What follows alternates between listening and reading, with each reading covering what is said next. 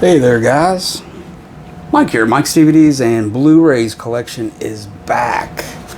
And today I want to spotlight a director who's just great director. I mean, awesome. One of the best directors ever. I mean, he defined some of the best 70s movies. A lot of times he only gets remembered for a few movies, mainly The Exorcist and, say, The French Connection. But yeah, he did so many other great movies, and unfortunately he just passed away here recently. I'm talking about William Friedkin, and really great director, really new film. He's one of those directors you could listen to talk about stuff. He was just full of knowledge, full of history. He had a really cool personality and everything, and he was even working on operas, and those were some of his passions, putting on operas and stuff in Europe and everything. I mean, he was more than just this and more than just that. So I just thought I would talk about a few of his movies, point out a couple of movies that you may have missed, you may not know about so much, or to maybe give you that push to go check it out finally. This next Blu-ray I got, this is a Region B UK release. This is the 40th anniversary collector's edition of Sorcerer. And this is one of the movies that he would say was one of his favorite movies that he made, and it bombed so badly when it came out. I mean, after the hit after hit movie, one after another, and then he just got stonewalled in 1977. And a lot of people, I think in an interview, he kind of said, well, Star Wars came out the same week, and and everything, and who can say? Maybe it was just not the right time for it. Maybe it was a movie that would grow as a cult movie, really, until recently, where now people are really starting to come back and say, this is a great movie. And Sorcerer is basically a remake of was it H.G. Clouseau's the Wages of Fear, and two great movies. I mean, two great movies. They're two different versions. I think Friedkin in this 1977 version wanted to give a little more background to these characters that come together, who are hired to drive the nitroglycerin trucks 200 miles to put out some oil fires. And it gave a little background about a few of them. It has a good cast. Mainly the main star of this is Roy Scheider. Now, he was coming off of being in Jaws in '75, and he was at the height of his stardom at that time, and so was Friedkin. So, you almost had a great little 1-2 punch there. It should have been a big hit, but it wasn't. But it's got a great cast of international stars. For the sake of time and me saying I can't remember. There was a French actor, there was a Spanish actor, and I want to say, was he from Iranian? An Arab actor of some sort from one of the countries over there, but those consist mainly of the four people who are picked or left to drive these trucks and stuff. There's two trucks, 2-man on each one. They can only drive so fast and only so slow.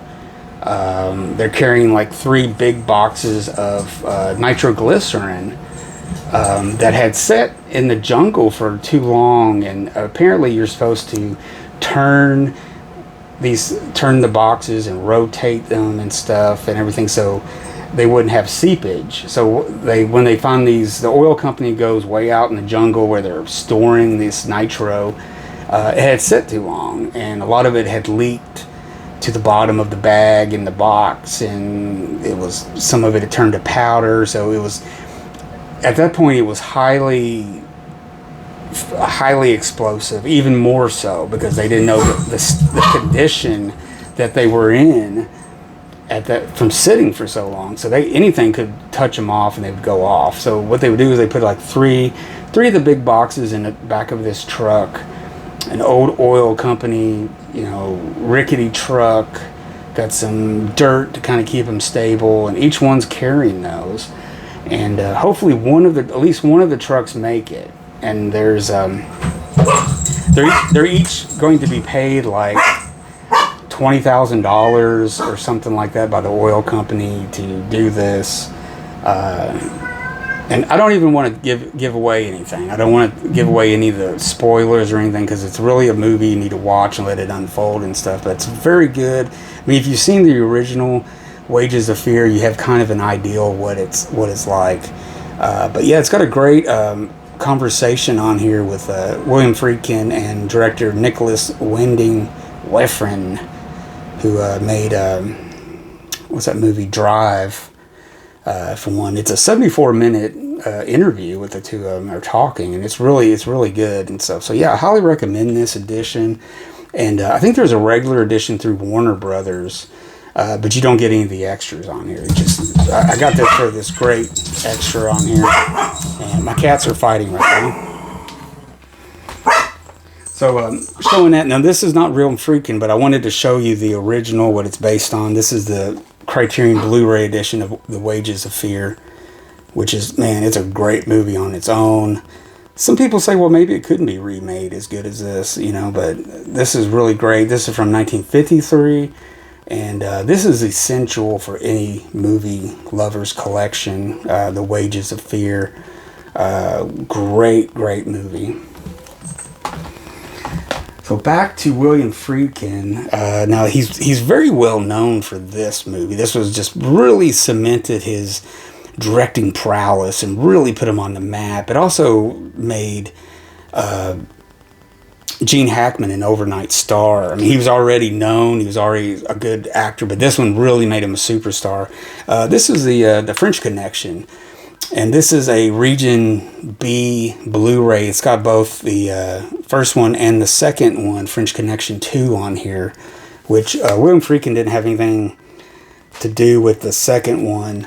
But really, the second one is really underrated. It's definitely a cult movie. It's really not as good as the first one, but it's a different movie in a way.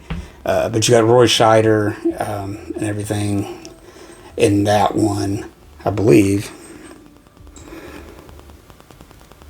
Is it Roy Scheider?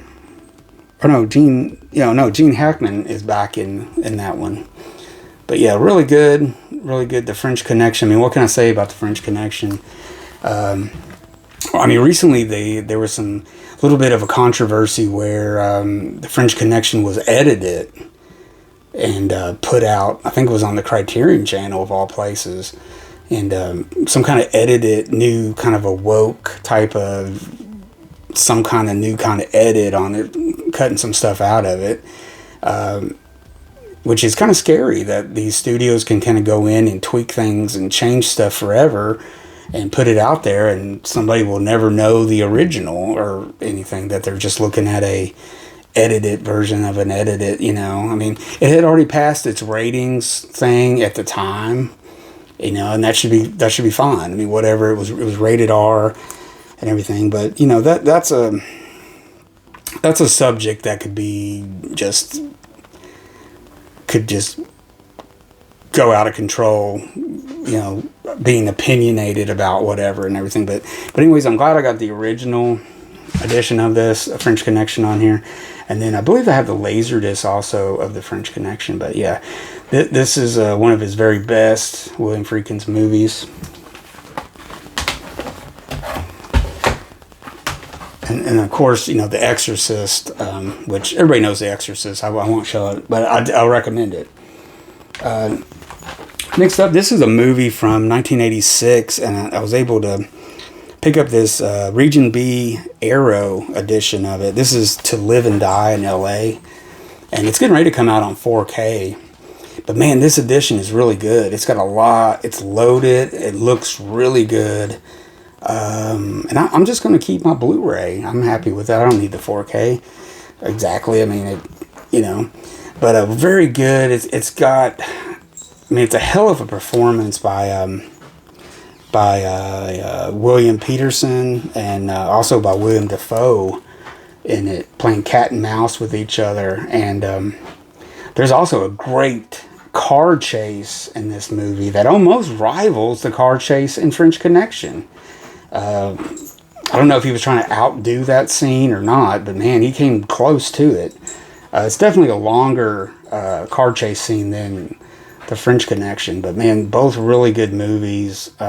This is stylistically the 1980s. It looks like something that also could have been made in the 90s and stuff, but I think it's aged very well, and it's a very good movie. To Live and Die in LA. This Arrow edition's got a lot of extras on here. And this is a new 4K restoration from the 35 millimeter negative, and it's supervised by director William Friedkin. So you got the goods here, guys. And finally, this is a newer movie by William Friedkin. Picked this up. God, I picked it up a long time. I've been wanting to do kind of a neo-noir episode and stuff, and I picked this up, and it took forever to watch it. And I recently watched it after hearing the passing of William Friedkin, and I realized about towards 3/4 through the movie that I had seen it before, but I'd only seen it from that point to the end and everything. So it was really cool to see this movie.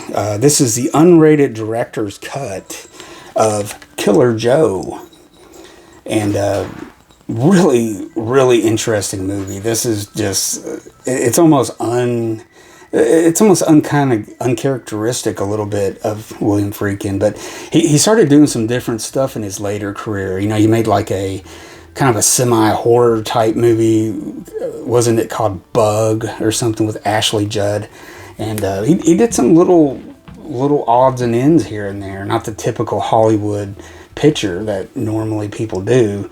But this is really good. Matthew McConaughey stars. It's also got a great performance by Emile Hirsch, Juno Temple, Gina Gershon, and Thomas Hayden Church. Great group. They all work well. Very, very seedy, very low life. This family is just like from the armpit of hell. They're just, you know, and it's such a crazy movie. It's like a black comedy mixed into an action movie, mixed into a neo-noir, mixed into a gangster movie of some sort. It's a little bit of just everything you love, and it's really good. Matthew McConaughey is really on fire in this performance. I mean, in this movie, he's really good in this, and really cool. And I highly recommend Killer Joe. So there you go, guys. There's some movies by William Friedkin, a couple of ones to kind of recommend, and I wanted to spotlight one of his biggest hits, which was, you know, The French Connection. Of course, there's The Exorcist, and a bunch of other movies and stuff. I need to start collecting all the other ones I don't have. Now, this isn't all the movies I have of William Friedkin. I just wanted to grab a few to spotlight and stuff, because recently I rewatched Sorcerer, and I watched Killer Joe and To Live and Die in LA. It's kind of weird, because I was watching these movies and then I hear the news he dies, and then it's like I had to finish watching the other two movies, because I had already picked these movies out, apart from French Connection, to watch and then do an episode like this about him, and then he passes away. So I put French Connection in there just to kind of show, like, yeah, here's French Connection and everything. So there you go, guys. So let me know what you thought about William Friedkin in the comments. Give me a thumbs up if you enjoyed this, and don't forget to subscribe to my channel. Until next time, guys, I'm Mike. Take it easy and peace out.